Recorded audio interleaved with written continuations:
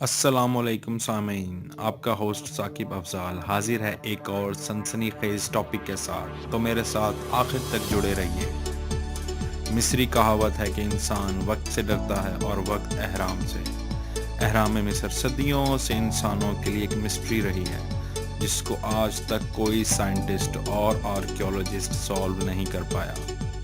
Pyramids یعنی کہ اہرام، mathematics, geometry اور ہیومن شارپنس اور پریسیجن کا منہ بولتا ثبوت ہے۔ پیرامڈز کی ٹوٹل تعداد 800 پلس ہے، اور سب سے بڑا اور سب سے شاندار پیرامڈ کا نام ہے پیرامڈ گیزا، جو کہ فرعون خوفو نے اپنے دور میں بنوایا، جو کہ آج بھی 5000 سال گزرنے کے بعد ونڈرز آف دا ورلڈ میں نمبر 1 ہے۔ پیرامڈ گیزا 5000 سال گزرنے کے بعد بھی آج تک اپنی آب و تاب سے کھڑا ہے، اور یہ دنیا کو بتا رہا ہے کہ انسانوں نے یا ایلینز نے اس کو تعمیر کیا ہے، اور میں یعنی کہ پیرامڈ گیزا اس کی جیتی جاگتی تصویر ہوں۔ اگر ہم اس کی تعمیر کا جائزہ لیں تو ہم یہ سوچ کر اور دیکھ کر حیران ہو جاتے ہیں کہ کیسے آج سے 5000 سال پہلے 2.6 ملین لائم سٹون اینٹوں کا استعمال ہوا، اور اتنے ہی گرانائٹ کا، اور ایک تحقیق کے مطابق اس کو تعمیر کرنے میں 20 ایئرز کا ٹائم سپینڈ ہوا، اور اباؤٹ 20,000 راج مزدوروں نے اس کی تعمیر میں حصہ لیا۔ پیرامڈ گیزا بنانے والوں کی شب و روز محنت کا منہ بولتا ثبوت ہے، اور اس کی سب سے دلچسپ بات یہ ہے کہ آج 2021 کا انسان اپنا ایک کریڈٹ کارڈ بھی اس کی دیواروں میں انٹر نہیں کر سکتا، جبکہ دوسری طرف جیسے ہی سورج طلوع ہوتا ہے تو پیرامڈ گیزا کی 6 فٹ گہرائی کے تہہ خانوں تک سورج کی کرنیں جا سکتی ہیں۔ اہرام مصر بنانے والوں کے پاس آخر ایسی کون سی ٹیکنالوجی تھی جو کہ 5000 سال گزرنے کے بعد بھی وہ اپنی آب و تاب سے کھڑے ہیں، اور دنیا کو یہ بتا رہے ہیں کہ ہم ہیں۔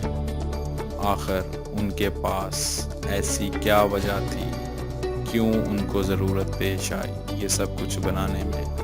تو اس کے متعلق بھی ایک ریسرچ ہے کہ جب بھی کوئی فرعون اپنے تخت پر بیٹھتا تھا تو سب سے پہلے جو وہ آرڈر جاری کرتا تھا وہ اپنا اہرام بنانے کا ہوتا تھا، اور ان کی تاریخ میں سب سے طاقتور فرعون جو گزرا ہے اس کا نام ہے فرعون خوفو، جس کا یہ پیرامڈ گیزا ہے۔ اس کے پاس بے انتہا دولت تھی، اور مرنے کے بعد اس نے اپنے غلاموں، باندیوں اور خزانوں کے ساتھ دفن ہونا تھا، اور پھر ایسا ہی ہوا۔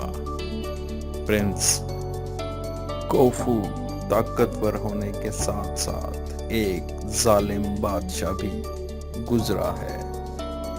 ان پیرامڈز پہ جو نقش و نگار اور گرافٹی ہے وہ کوڈ ورڈز ہیں جو کہ تحریری اور تصویری صورت میں ہیں، اور اتنی خوبصورتی اور نفاست سے تحریر ہیں جیسے 4D پرنٹر روبوٹ نے ان کی ڈرافٹنگ کی ہو۔ پیرامڈ گیزا کی ایک اور پراسرار خصوصیت یہ ہے کہ یہ ہمیں آج بھی دن اور وقت کا پتہ بتاتا ہے، یعنی کہ it build like a huge sun dial.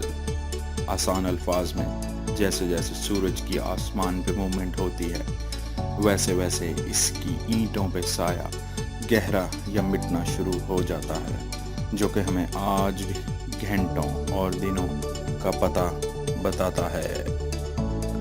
آج کا انسان چاند اور مارس تک پہنچ گیا، زمین کی تہوں تک تلاش جاری ہے، حتیٰ کہ fibre optic cable, internet, wi fi اور جدید گیجٹس تک بنا دیے، مگر میں یہ آج دعوے سے کہہ سکتا ہوں کہ پوری دنیا کی ٹیکنالوجی، روبوٹکس، آرٹیفیشل انٹیلیجنس بھی مل جائے تو آج بھی اہرام مصر جیسا ایک مقبرہ بھی اتنی بڑی ٹیکنالوجی نہیں تعمیر کر سکتی۔ آخر وہ لوگ اتنے ذہین تھے یا ان کے پاس کوئی جادوئی طاقت تھی جو کہ 6، 8، 10 ٹن تک کا وزنی پتھر اٹھا کر 680 یا 700 فیٹ تک کی بلندی پر فٹنگ کی۔ آخر وہ لوگ کیا تھے؟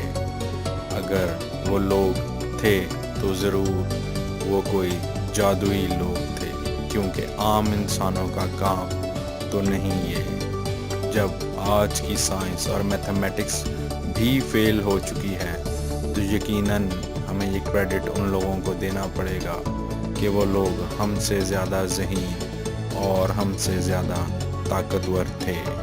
اسلام کی روشنی کو دنیا میں پھیلے 1400 سال بیت چکے ہیں اور اہرام مصر کو تعمیر ہوئے 5000 سال۔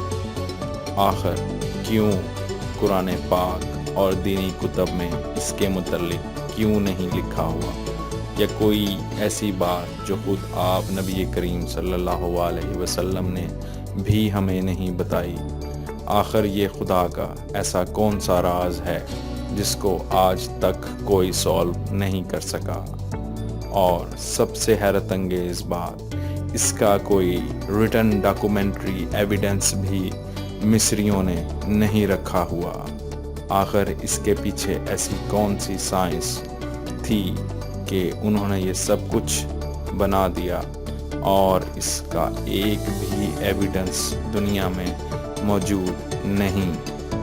ان پیرامڈس کے پتھروں کو لانے کے لیے 8000 کلومیٹر کا فاصلہ طے کیا جاتا تھا اور پھر پتھروں کو اتنی نفاست سے کاٹ کر تراش کر ایک دوسرے کے اوپر رکھا جاتا تھا، اس طرح کہ کوئی گیپ یا کوئی بھی سوراخ ان کے درمیان نہ رہے۔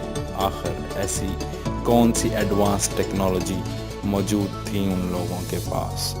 جی ہاں، یقیناً ان لوگوں کے پاس کوئی ایسی ٹیکنالوجی ضرور تھی جو کہ اب دنیا سے ناپید ہو چکی ہے، یا خود اللہ تعالیٰ نے اس ٹیکنالوجی کو ختم کر دیا۔ جیسا کہ قرآن پاک میں عاد و سمود کی قوموں کا ذکر ہوتا ہے جو بہت بڑے بڑے محلات اور گھر بنایا کرتی تھیں۔ آج بھی ان کی بستیاں اور کھنڈر انسانوں کو یہ بتاتے ہیں کہ اپنے رب تعالیٰ کی خلافی کرنے والوں کا انجام بربادی ہی ہوتا ہے۔ وہ لوگ اتنے زیادہ طاقتور ہو گئے کہ انہوں نے اپنے رب کی نافرمانی کرنی شروع کر دی، اور پھر ایک عذاب ان پر آیا اور لمحوں میں تنکوں کی طرح ان کو بہا کر لے گیا۔ ان کے قد اس وقت کے مطابق 1000 فیٹ کے ہوا کرتے تھے، اور اتنے ہی طاقتور لوگ تھے جو کہ پہاڑوں کو کاٹ کر اور تراش کر گھر بنایا کرتے تھے۔ اور یقیناً میں پھر کہوں گا کہ عقل والوں کے لیے نشانیاں ہیں جو لوگ اس پر تحقیق کریں، لیکن ان مصری عجوبوں کے اوپر دنیا کی آج ساری تحقیق اور سائنٹیفک تھیوریز فیل ہو چکی ہیں۔ جب اس وقت کے ہائیلی ایفیشینٹ اور ویل گرومڈ انجینئر اس کے اسٹرکچر کو بلڈ کر رہے ہوں گے تو انہیں کیا معلوم ہوگا کہ ان کے شاہکار نے 5000 سال تک قائم و دائم رہنا ہے، اور ان کی محنت اور ذہانت کی داستانیں 2021 تک بھی لوگ سن، پڑھ اور دیکھ پائیں گے۔ کیا آج بھی برج خلیفہ، اور کیا آئیفل ٹاور، اور کیا اسٹیچو آف لبرٹی USA، جن کی مینٹیننس پہ ہر سال لاکھوں ڈالرز خرچ کیے جاتے ہیں، کیا یہ اسٹرکچر بھی نیکسٹ 500 یا 700 ایئرز تک قائم و دائم رہ پائیں گے؟ اس کا جواب میں آپ پہ چھوڑتا ہوں۔ اپنے ہوسٹ ثاقب کو اجازت دیجیے۔ سائننگ آف اینڈ اللہ حافظ۔